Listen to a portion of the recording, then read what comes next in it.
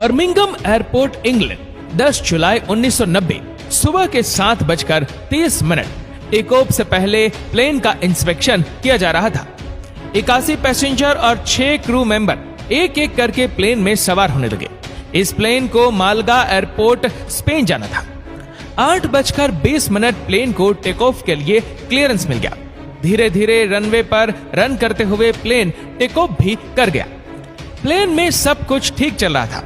कुछ ही मिनटों में बादलों के बीच से तैरता हुआ यह प्लेन 10,000 फीट के एल्टीट्यूड में पहुंच गया। इस प्लेन का कैप्टन टिम लैंकास्टर और को पायलट एलेस्ट्रियर दोनों ही बेहद एक्सपीरियंस पायलट थे।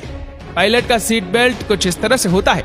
यहाँ पर शोल्डर के सीट बेल्ट को अधिक समय तक लगाया नहीं जाता है, इसलिए दोनों ही पायलट्स ने शोल्डर के सीट बेल्ट्स को रिलीज कर दिया।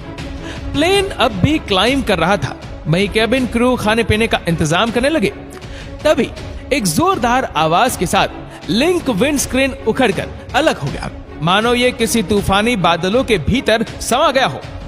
विंड स्क्रीन के ठीक सामने वाली सीट पर टीम बैठे हुए थे और स्क्रीन निकल जाने के कारण अचानक से रैपिड डीकंप्रेशन हो गया, यानी कि प्लेन के अंदर का कंप्रेस्ड एयर अचानक से उस टूटे हुए भाग से बाहर निकलने लगा और कैप्टन टीम को इसी एयर ने बाहर की ओर धकेल दिया। पर शायद उनकी किस्मत अच्छी थी, क्योंकि उन्होंने सिर्फ 2 ही सीट बेल्ट से रिमूव किया था, जिसके कारण वह प्लेन के बाहर सख्त नहीं हुए, लेकिन उनका आधा शरीर प्लेन के बाहर आ गया।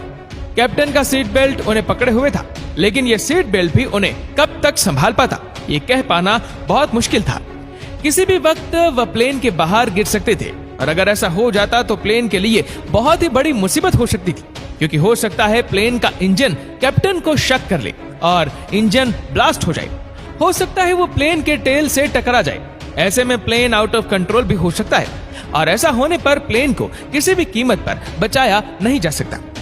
उधर रैपिड डिकम्प्रेशन के कारण कॉकपिट का डोर भी टूट चुका था। केबिन में बैठे पैसेंजर्स डिकम्प्रेशन के कारण ठीक से सांस भी नहीं ले पा रहे थे। प्लेन में सभी यात्रियों के लिए ऑक्सीजन मास्क भी मौजूद नहीं था। प्लेन में बैठा हर एक शख्स अब जिंदगी और मौत से लड़ने लगा। इस प्लेन को बचाने का सिर्फ एक ही रास्ता था, जल्द से जल्द किसी नजदीकी एयरपोर्ट में प्लेन को लैंड करा दिया जाए। लेकिन इससे पहले कि ये कहीं लैंड करते, एक एक करके ढेर सारी मुश्किलें पायलट के सामने आने लगी। विंडस्क्रीन के निकल जाने से ढेर सारा फोर्स केबिन में एंटर करने लगा। वह सभी चीजें जो किसी से बंधी हुई नहीं थी, वह कॉकपिट में तैरने लगी। लग रहा था मानो दिन के उजाले में भी आंखों के सामने अंधेरा छा गया हो। तेज हवाएं लगातार कॉकपिट में एंटर कर रही थी। को पायलट को ऐसा लग रहा था मानो वह किसी प्लेन के कॉकपिट में नहीं, बल्कि किसी टॉर्नेडो के बीच में बैठे हुए हैं। उधर पायलट का आधा शरीर अब भी प्लेन के बाहर ही था। को पायलट बस अभी सोच ही रही थी कि इन समस्याओं से कैसे निपटा जाए। इतने में एक और प्रॉब्लम आ गई। अचानक से ऑटो पायलट डिस्कनेक्ट हो गया। उन्होंने देखा कि कैप्टन का पैर कॉकपिट के कंट्रोल पैनल के साथ बार बार टकरा रहा था, जिससे प्लेन को उड़ाने में और भी अधिक समस्या होने लगी। प्लेन अचानक तेजी से नीचे की ओर गिरने लगा। ब्रिटिश एयरवेज के कैप्टन किसी भी वक्त प्लेन के बाहर गिर सकते थे। तभी एक फ्लाइट क्रू किसी तरह से कॉकपिट में दाखिल हुआ और तुरंत ही कैप्टन का पैर पकड़ लिया। तेज हवाओं के कारण पायलट का सर बार बार प्लेन की बॉडी से टकराने लगा। देखते ही देखते प्लेन का व्हाइट बॉडी खून से लाल हो गया। 17,000 फीट के एल्टीट्यूड पर टेम्परेचर -30 से 40 डिग्री सेल्सियस तक भी हो सकता है। इतनी ठंड खून को भी जमा सकती है। इसके अलावा उन्हें लो प्रेशर का भी सामना करना था। हर एक सेकंड उन्हें मौत के मुंह में धकेल रहा था, पर कोई कुछ करे तो भी क्या करे। प्लेन की गिरने की रफ्तार लगातार बढ़ती जा रही थी, क्योंकि कॉकपिट का डोर टूट के प्लेन के थ्रॉटल में जाकर अटक गया। दोस्तों, प्लेन के थ्रॉटल को डाउन करने से इंजन का पावर मिनिमम हो जाता है, वहीं इसे पूरा ऊपर कर देने से इंजन का पावर मैक्सिमम हो जाता है और फुल स्पीड में प्लेन लाइक करने लगता है। जरा सोचिए, एक प्लेन तेजी से नीचे गिर रहा है, ऊपर से इसके इंजन के पावर को भी मैक्सिमम कर दिया जाए। आप सोच भी नहीं सकते प्लेन का स्पीड कितना अधिक हो जाएगा। ऐसे में प्लेन साउंड की स्पीड तक भी पहुंच सकता है। पर ऐसा कुछ हो पाता इससे पहले 2 फ्लाइट क्रू कॉकपिट का डोर किसी तरह से वहां से हटा देते हैं और कॉकपिट में उड़ रहे ढेर सारे पेपर्स को भी कलेक्ट कर लेते हैं। ताकि को पायलट को कोई डिस्टर्ब ना हो। धीरे धीरे प्लेन कंट्रोल में आने लगा। को पायलट ने एटीसी को मेडिक कॉल किया, लेकिन तेज हवाओं के कारण नुमाइश इतना अधिक था कि एटीसी को कुछ भी सुनाई नहीं दे रहा था। एटीसी बस इतना ही समझ पाया कि ये एक मेडिक कॉल है। 14 अगस्त 2005 में हेलियोस एयरवेज फ्लाइट 522 के केबिन में डीकंप्रेशन हो गया। कम एयर प्रेशर के कारण सभी पैसेंजर्स को सांस लेने में प्रॉब्लम होने लगी। वहां तक कि पायलट को भी दिमाग में ऑक्सीजन कम पहुंचने लगा और धीरे धीरे सभी लोगों में बेहोशी छाने लगी। कुछ देर बाद प्लेन के अंदर सभी लोग बेहोश हो चुके थे। अभी ये प्लेन खुद ब खुद उड़ता जा रहा था, लेकिन कब तक? धीरे धीरे प्लेन का फ्यूल खत्म होने लगा और फाइनली ये प्लेन क्रैश हो गया। प्लेन में सवार सभी 121 लोगों की जान चली गई। ना कोई दर्द, ना चिल्लाने की आवाजें, चुपचाप सभी ने मौत को गले लगा लिया। ये घटनाएं हमें बताती है कि प्लेन में अगर डीकंप्रेशन हो जाए तो अंजाम कितना घातक हो सकता है। ब्रिटिश एयरवेज का को पायलट इस बात को अच्छी तरह से समझता था, इसलिए उन्होंने जल्द से जल्द प्लेन को 10,000 के एल्टीट्यूड में ले आए ताकि सभी को सांस लेने लायक ऑक्सीजन मिल सके। उधर फ्लाइट क्रू अब भी टीम के पैरों को होल्ड करके रखे हुए थे। उनका हाथ भी अब जवाब देने लगा। कैप्टन का आधा शरीर कड़ाके की ठंड और कम एयर प्रेशर में एक्सपोज होने के कारण वह अपने कॉन्शियसनेस हो चुके थे। प्लेन का एल्टीट्यूड कम हो जाने के बावजूद भी ऐसा लग रहा था जैसे उनकी सांसें थम गई हो। क्रू मेंबर्स को लगने लगा कि अब कैप्टन की मौत हो चुकी है, लेकिन फिर भी वह उनके शरीर को छोड़ नहीं सकते थे। प्लेन अब धीरे धीरे नीचे आने लगा। अब तक प्लेन में नुमाइश भी कम हो चुका था। एटीसी ने साउथहैम्पटन एयरपोर्ट में लैंड करने की इजाजत दे दी। प्लेन अभी कुछ ही देर पहले उड़ान भरा था। प्लेन में भरा सारा फ्यूल अब भी टैंक में मौजूद था और यही फ्यूल ब्रिटिश एयरवेज के लिए एक मुसीबत बन गई। इसलिए उन्हें सीटी का चक्कर लगा लगा कर फ्यूल खत्म करना पड़ेगा। इसके बाद जब फ्यूल खत्म होकर प्लेन का वजन थोड़ा हल्का हो जाए तब इसे नजदीकी एयरपोर्ट में लैंड करा दिया जाता है। लेकिन ब्रिटिश एयरवेज के साथ समस्या ये भी थी कि उनके पास फ्यूल को डंप करने का सिस्टम ही नहीं था और विंड स्क्रीन के टूट जाने के कारण उसे सीटी का चक्कर लगा लगा कर फ्यूल को बर्न भी नहीं कर सकते थे। अगर कहा जाए तो उन्हें सारे फ्यूल के साथ ही प्लेन को हार्ड लैंडिंग कराना था।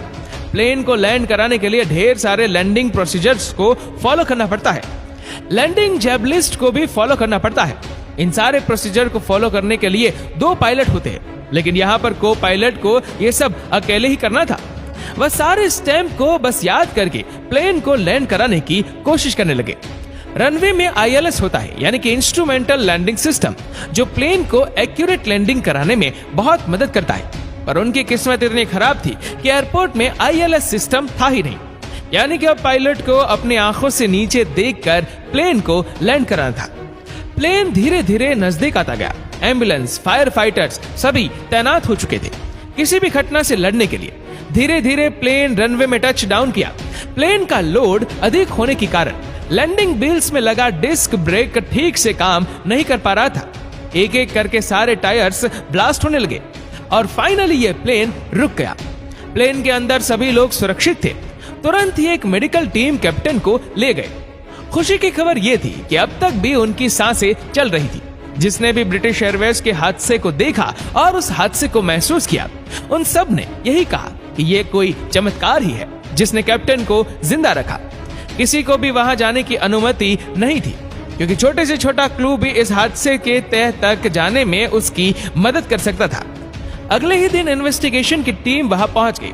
उन्होंने सबसे पहले फ्लाइट का मेंटेनेंस मैनुअल देखा और ये पेचीदा सा लगने वाला केस महज 10 पन्नों के मैनुअल में ही सॉल्व हो गया। घटना के एक दिन पहले इस प्लेन को मेंटेनेंस के लिए भेजा गया था। दरअसल कुछ दिन पहले प्लेन के विंड स्क्रीन में खराबी आ चुकी थी। इसमें स्क्रैच और बबल्स आने लगा, इसलिए इस मेंटेनेंस के दौरान इस प्लेन का विंड स्क्रीन को भी रिप्लेस करना था, वह भी एक रात में, क्योंकि अगले ही सुबह ये प्लेन फिर से उड़ान भरने वाला था। मेंटेनेंस इंजीनियर रातों रात प्लेन के विंड स्क्रीन को चेंज करने में लग गए। मेंटेनेंस इंजीनियर अपने काम में काफी माहिर थे। शायद इसे एक्सपीरियंस ने उन्हें ओवर कॉन्फिडेंस बना दिया। कौन से प्लेन में कहां पर कौन सा बोल्ट लगता है, इसका एक चार्ट बना होता है, लेकिन उस इंजीनियर ने अपने एक्सपीरियंस के हिसाब से ही काम करना सही समझा और उस चार्ट को इग्नोर कर दिया। उन्होंने विंड स्क्रीन के बोल्ट को लिया और न्यू बोल्ट को अपने आंखों से देखकर यह अंदाजा लगाने लगा कि दोनों बोल्ट एक ही है या नहीं। दोस्तों दिखने में तो दोनों बोल्ट एक ही जैसे थे, लेकिन उसके आकार में थोड़ा सा ऊंच नीच था। कुछ घंटों बाद उन्होंने सारे ऐसे बोल्ट को टाइट कर दिया जो उसका था ही नहीं। मेंटेनेंस में नॉर्मली 2 टीम होती है। फर्स्ट में वो लोग होते हैं जो प्लेन के किसी पार्ट को रिप्लेस करते हैं या प्लेन का सर्विसिंग करते हैं। वही दूसरी टीम ये देखती है कि जो भी काम प्लेन में किया गया वह सही तरीके से किया गया है या फिर उसमें कुछ खामी रह गई है। लेकिन ब्रिटिश एयरवेज के केस में ऐसा नहीं था। ये दोनों ही काम उसी इंजीनियर को दिया गया था, यानी कि उन्हें ही विंड स्क्रीन को रिप्लेस करना था और उन्हें ही देखना था कि ठीक से काम हुआ है या नहीं। अब क्योंकि उस इंजीनियर ने खुद अपने हाथों से विंड स्क्रीन को इंस्टॉल किया था, इसलिए उन्होंने विंड स्क्रीन का दोबारा से इंस्पेक्शन नहीं किया और अगले ही दिन ये प्लेन उड़ान भरने के लिए तैयार हो गया। कैप्टन को तो ये पता भी नहीं था कि जिस दिन को वो उड़ान करने जा रहा है वह जल्द ही मौत से सामना करा देगा।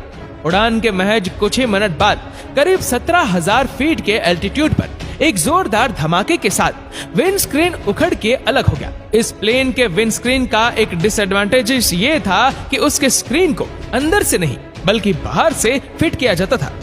फॉर एग्जाम्पल ये पिक्चर में आप देख सकते हैं कि ये प्लेन का कॉकपिट है। यहाँ पर विंड स्क्रीन के चारों और बाहर से बोल्ट लगा होता है। हालांकि कुछ बोल्ट को अंदर से भी टाइप किया जाता है, लेकिन यहाँ पर मेन फोकस है कि विंड स्क्रीन को बाहर से लगाया जाता है। अगर इसी पिक्चर को दूसरी साइड से देखें तो ये है प्लेन का कॉकपिट। अब यहाँ पर हम रेड कलर से विंड स्क्रीन बना देते हैं जो कि अंदर से लगाया गया है। यहाँ पर अगर इसके बोल्ट खुल भी जाए या किसी तरह का डैमेज हो जाए तो प्लेन का ये मिडल बॉडी चारों तरफ से होल्ड कर लेगा, विंड स्क्रीन को बाहर सक होने नहीं देगा। अब हम इस विंड स्क्रीन को मिटाकर बाहर से इंस्टॉल करते हैं। बाहर से इंस्टॉल करने पर सबसे बड़ा प्रॉब्लम ये होता है कि इसका बोल्ट अगर खुल जाए या किसी तरह का डैमेज हो जाए तो ये जो प्लेन का मिडल बॉडी है ये विंड स्क्रीन को होल्ड नहीं कर पाएगा और ये विंड स्क्रीन आसानी से उखड़ के अलग हो सकता है। ऐसा ही ब्रिटिश एयरवेज के साथ भी हुआ था, इसलिए प्लेन का बॉडी इसे होल्ड नहीं कर पाया। गलत बोल्ट का यूज करने के कारण विंड स्क्रीन कमजोर होता गया और फाइनली ये उखड़ के अलग हो गया। पर पायलट की बहादुरी ने सभी को मौत के मुंह से बाहर निकाल दिया। ऐसे पायलट को तो हमारा सैल्यूट है। दोस्तों इस वीडियो को लेकर आपकी क्या राय है नीचे कमेंट करके जरूर बताएगा और अगर आपको वीडियो अच्छा लगा हो तो वीडियो को लाइक करेगा, शेयर करेगा ज्यादा से ज्यादा लोगों तक और ऐसी ही और भी रोचक जानकारियों के लिए सब्सक्राइब करें हमारे यूट्यूब चैनल को और फेसबुक पर फॉलो करें हमारे पेज को। धन्यवाद।